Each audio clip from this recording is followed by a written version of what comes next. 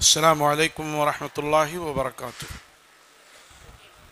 الحمد للہ رب العالمین وبہ نستعین وصلی اللہ وسلم وبارک علی نبینا محمد وعلی آلہ وصحبہ اجمعین ومن تبعہم بإحسان الی یوم الدین وبعد فاعوذ باللہ السمیع العلیم من الشیطان الرجیم من حمزہ ونفخہ ونفثہ بسم اللہ الرحمن الرحیم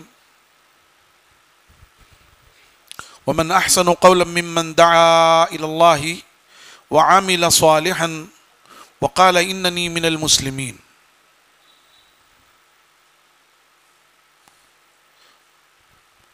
اس مجلس کے صدر محترم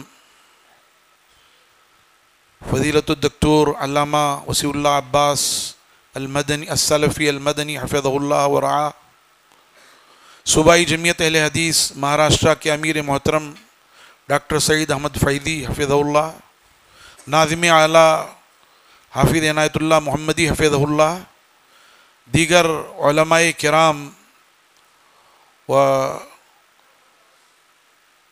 دور اور قریب سے تشریف لائے ہوئے جمعیت اہل حدیث کے ارکان، ضلعی و مقامی اکائیوں کے ارکان اور دوسرے حضرات، یہ سیمینار اس لیے ہے کہ آپ کو یہ بتایا جائے کہ آپ ہیں کیا، آپ کا اپنا مقام کیا ہے، آپ کا اپنا ماضی کیا رہا ہے اور آپ کا اپنا حال کیا ہے۔ مسلمانوں کی تعمیر و ترقی کے لیے، اس ملک کی تعمیر و ترقی کے لیے جماعت اہل حدیث نے کیا کیا ہے، اور آپ جانتے ہیں کہ جماعت کا وجود عہد رسالت سے آج تک ہے اور قیامت تک رہے گا انشاءاللہ۔ اللہ کے رسول صلی اللہ علیہ وسلم نے طائفہ منصورہ کی جو پہچان بتائی تھی وہ ما انا علیہ و اصحابی، یہی اس تحریک کا شعار ہے اور یہی اس تحریک کا عملی اظہار ہے، ما انا علیہ و اصحابی۔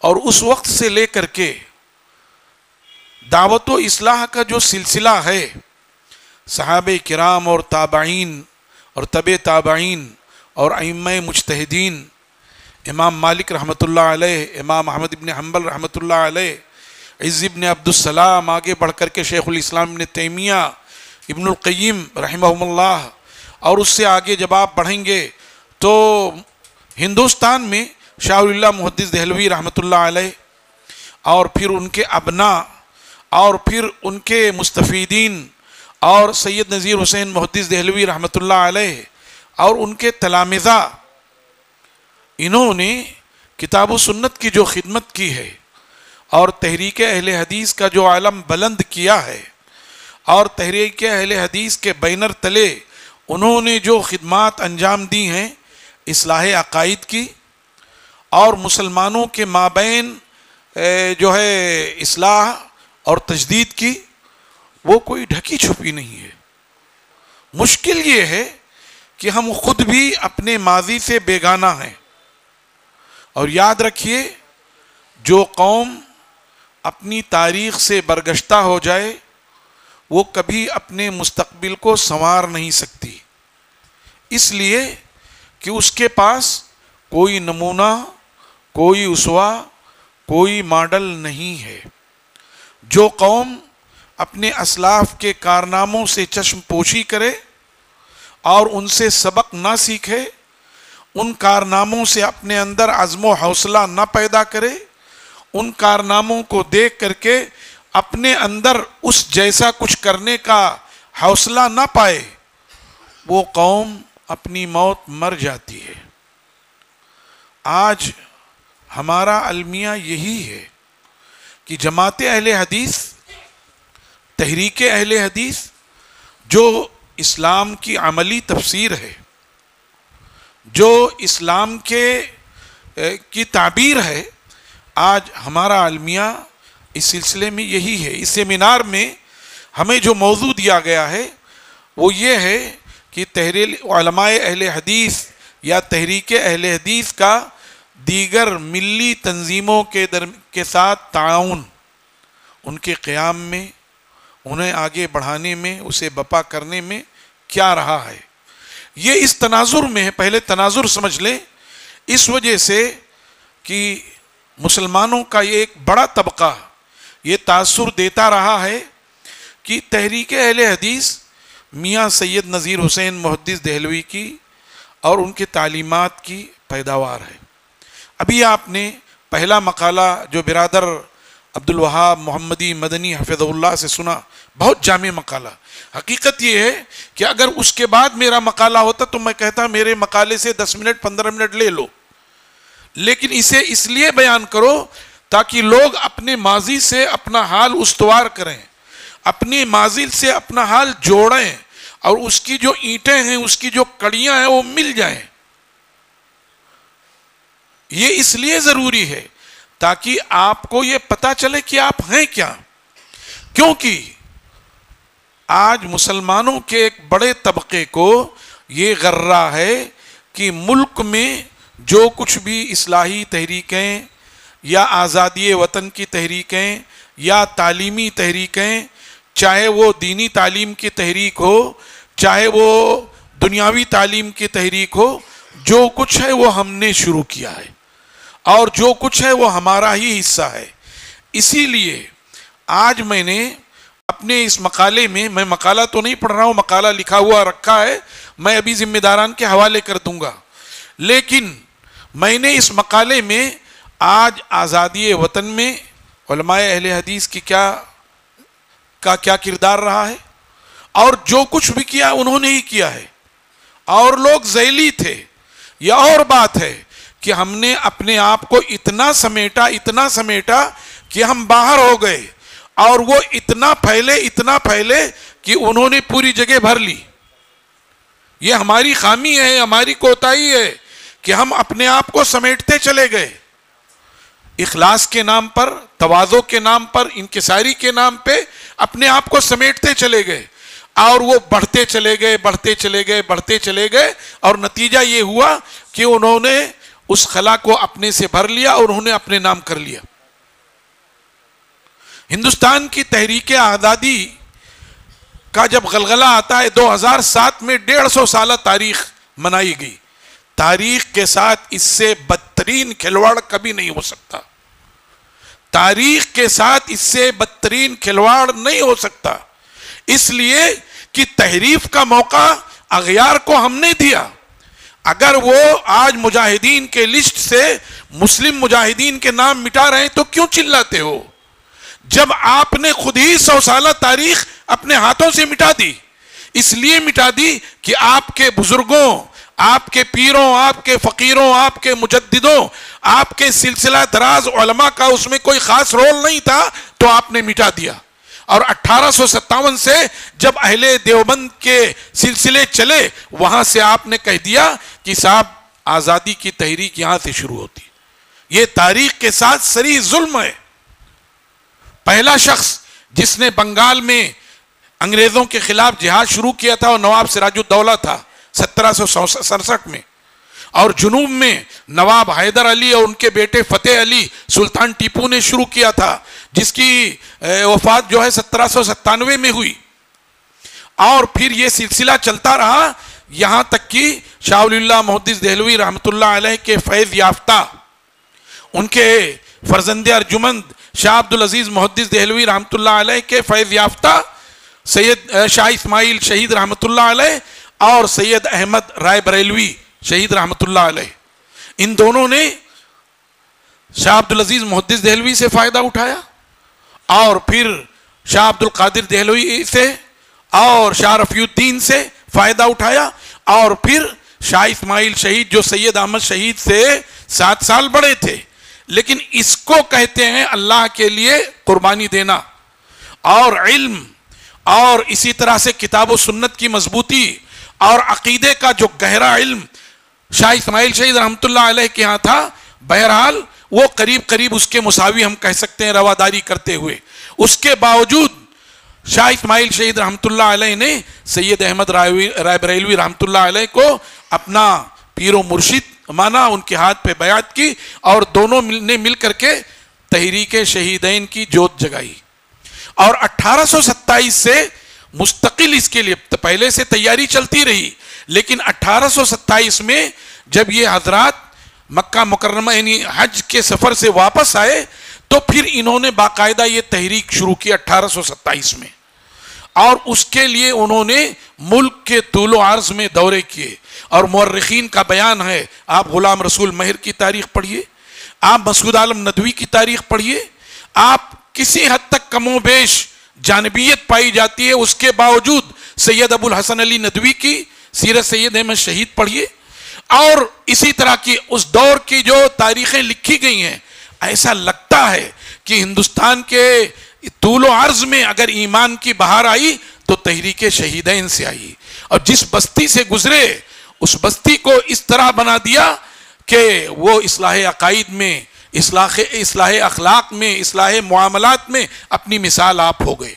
اور پھر انہوں نے اصلاح عقائد کے ساتھ، اصلاح اعمال کے ساتھ ملک کو جو درپیش چیلنج تھا انگریزوں کا اور اسی طرح سے اور دوسروں کا، اس کا انہوں نے سرحد کے پار سے جا کر مقابلہ شروع کیا. اور باقاعدہ سکھوں سے اور وقفے سے انگریزوں سے جھڑپیں ہوتی رہیں اور لڑائیاں ہوتی رہیں، لیکن وہ جو تقلید کے دلدادہ تھے، وہ جو اپنے آبائی رسوم پر فدا تھے، وجدنا علیہ آباءنا انا کذالک یفعلون والے لوگ تھے، انہوں نے کچھ افغان خانوں نے جو ہے ان سے بغاوت کی اور ان کو دھوکہ دیا، اور 1831 میں بالا کوٹ کے میدان میں یہ حضرات اور ان کی ایک بڑی جماعت شہید ہوئی. لیکن یہ سلسلہ یہیں رکا نہیں، اس سلسلے کو علماء صادق پور نے آگے بڑھایا، اور اس خاندان کے جیالوں نے مولانا ولایت علی، مولانا عنایت علی، مولانا یحییٰ علی، مولانا عبداللہ، مولانا مبارک علی، اور یہ سلسلہ چلتے چلتے یہاں تک کہ علامہ عبدالخبیر صادق پوری رحمۃ اللہ علیہ، یہ حضرات اسی وقت سے لے کر کے 1831 سے لے کر کے اور بلا انقطاع 1947 تک چلتے رہے. اور اس تحریک میں علماء اہل حدیث نے بڑھ چڑھ کے حصے لیے. تو یہ تو آزادی کی تاریخ رہی کہ اس طرح سے انہوں نے آزادی کے میدان میں کام کیا. آج 1857 کو 2007 میں 150 سال کہہ کر کے اور تاریخ کو اس طرح دفن کر دیا جائے اور تاریخ نویسی کو تاریخ سازی میں بدل دیا جائے، تو اس سے بڑا جرم اور کیا ہو سکتا ہے؟ اور جب ہم دوسروں کو یہ راستہ دکھاتے ہیں اور وہی مار جب اپنے اوپر پڑتی ہے تو پھر کیوں چلاتے ہیں؟ یہ تو آزادی سے متعلق بات تھی. تعلیمی طور پر ہندوستان میں شاہ ولی اللہ محدث دہلوی، یہ اور بات ہے کہ ہمارے بہت سارے احباب شاہ ولی اللہ محدث دہلوی کے بہت سارے مسائل پر گفتگو کرتے ہیں، لیکن ان کو یہ تناظر ذہن میں رکھنا چاہیے کہ کن ناگفتہ بے حالات میں شاہ ولی اللہ محدث دہلوی رحمۃ اللہ علیہ نے یہ طریقہ شروع کیا، فہمی کتاب و سنت کا یہ راستہ ہموار کیا. وہ ماحول پورا دیکھیے.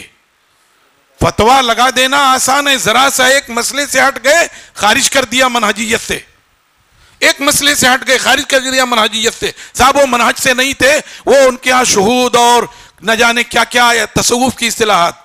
لیکن اس سے بڑا کام انہوں نے یہ کیا کہ انہوں نے کتاب و سنت کو سمجھنے کے لیے، کتاب و سنت پر عمل کرنے کے لیے، کتاب و سنت کی تدریس کے لیے جو راستہ ہموار کیا، یہ معمولی کام نہیں تھا. پھر شاہ ولی اللہ محدث دہلوی کے بعد ان کے صاحبزادگان نے شاہ عبدالعزیز محدث دہلوی، شاہ رفیع الدین محدث دہلوی اور شاہ عبد القادر رحمۃ اللہ علیہم نے یہ کام کیا. شاہ عبد الغنی صاحب تو یہ کر نہیں سکے، لیکن اللہ تبارک و تعالیٰ نے ان کے حصے میں کچھ اور لکھا تھا.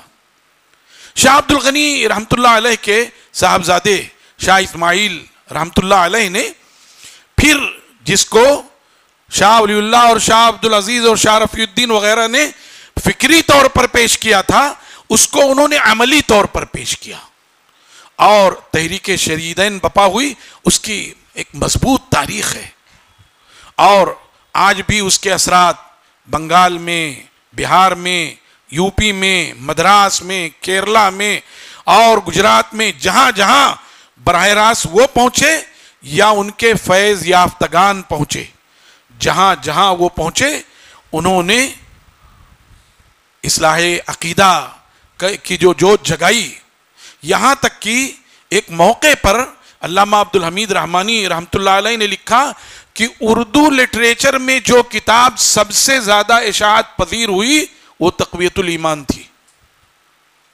اردو کتابوں میں جو کتاب سب سے زیادہ اشاعت پذیر ہوئی، جس کتاب کو سب سے زیادہ چھاپا گیا وہ تقویت الایمان تھی۔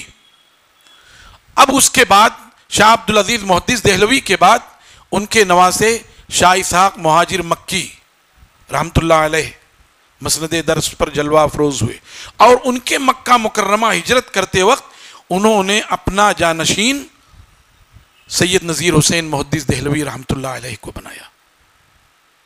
حقیقی جانشین یہ تھے۔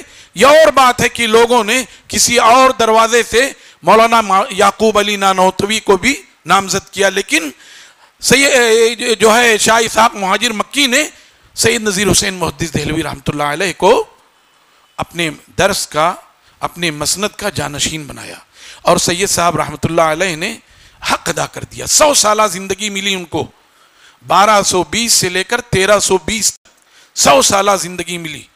اس میں ایک لمبی مدت تک مختلف علوم پڑھاتے رہے، لیکن 60 سال تک انہوں نے صحیحین کا درس دیا، اور درس کا دائرہ اتنا وسیع کہ متحدہ ہندوستان اور افغانستان، سری لنکا اور برما، اور حجاز اور نجد اور یمن، اور نہ جانے کہاں کہاں سے تلامذہ پہنچے، اور جس نے بھی آپ سے فیض حاصل کیا وہ آپ کے رنگ میں رنگ گیا۔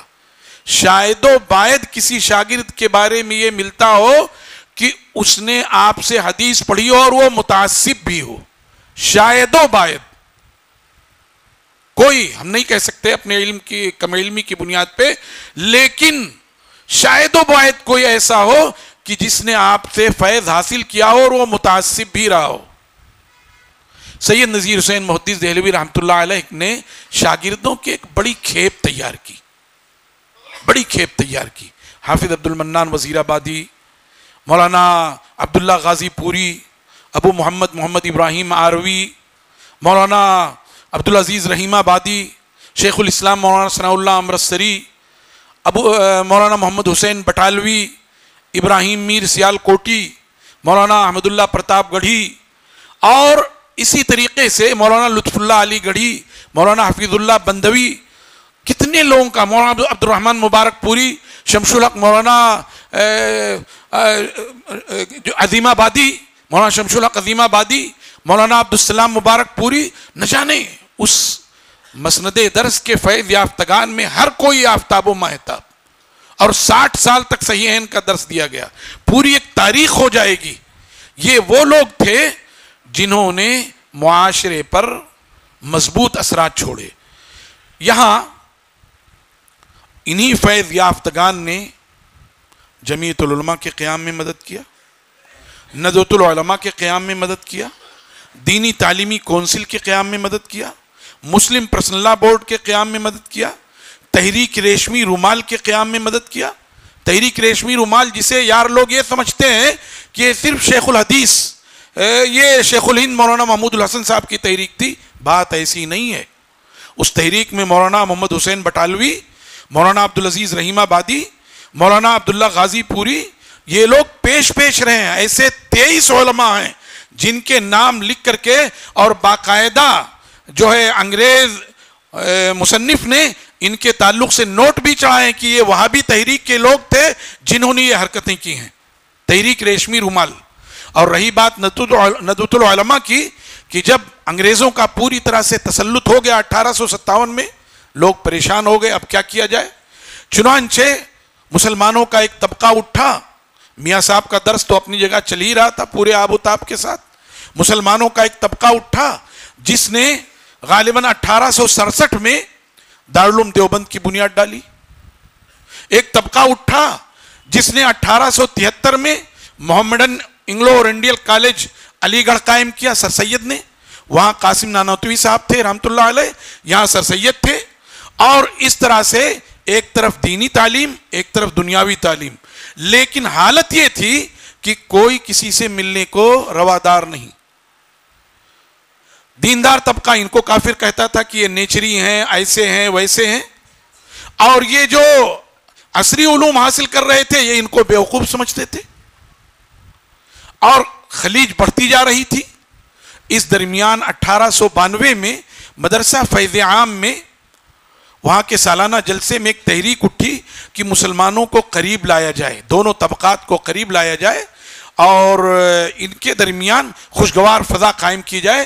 چنانچہ اسی جلسے میں ندوۃ العلماء کا قیام عمل میں آیا اور اس کے سرخیل اور پیش بانیوں میں رہنے والوں میں مولانا ثناء اللہ امرتسری, مولانا لطف اللہ علی گڑھی, مولانا حفیظ اللہ بندوی, شاہ عین الحق پھلواروی, یہ تمام حضرات پیش تھے.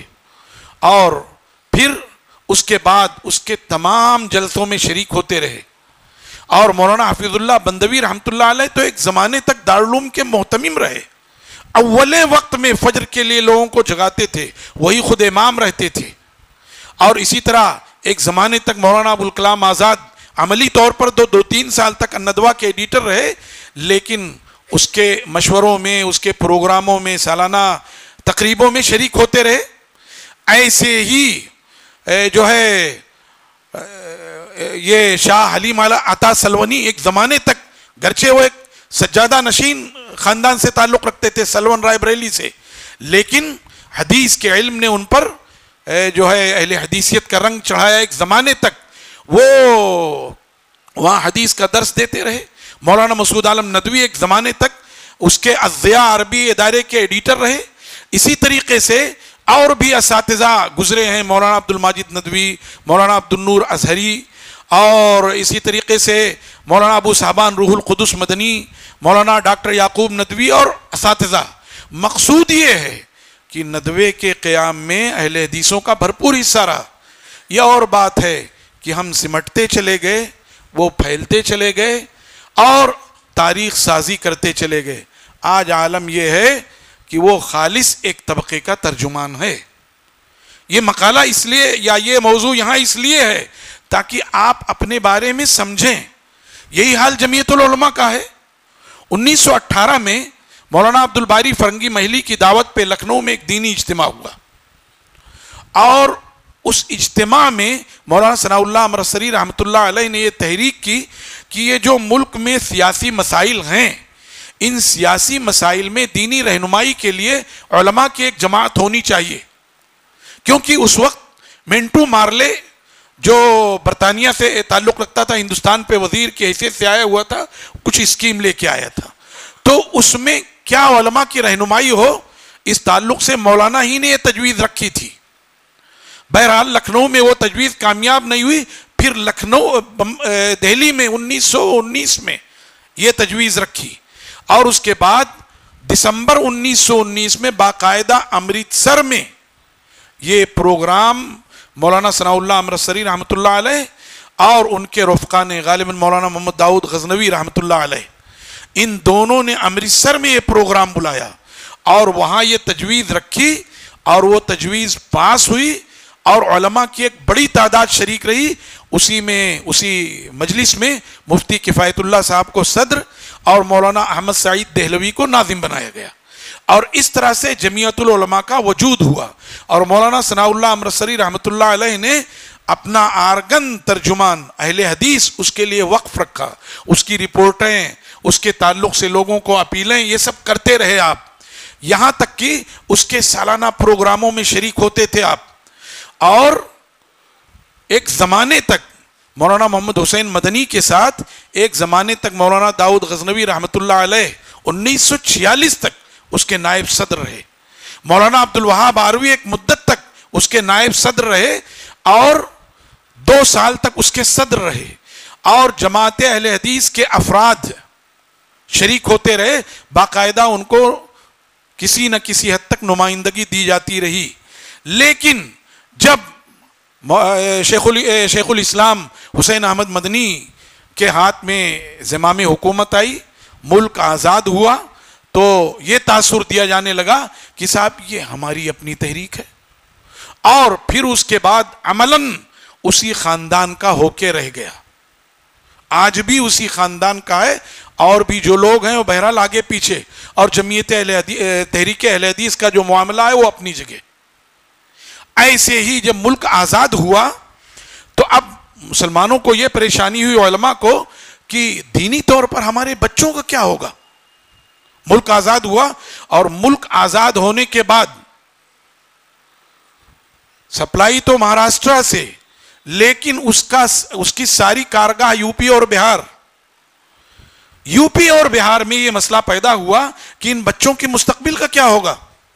چنانچہ اس وقت مکاتب کے جال بچھائے گئے، اور اس میں مولانا علی میاں ندوی اور قاضی عدیل عباسی کے ساتھ جماعت اہل حدیث ہندوستان کی قیمتی شخصیت مولانا نذیر احمد رحمانی رحمۃ اللہ علیہ، اور محدث دوراں شیخ الحدیث مولانا عبید اللہ رحمانی مبارک پوری رحمۃ اللہ علیہ، اور مفکر جماعت مولانا عبد الجلیل رحمانی رحمۃ اللہ علیہ، اور اسی مولانا عبدالرؤوف رحمانی جھنڈا نگری رحمۃ اللہ علیہ.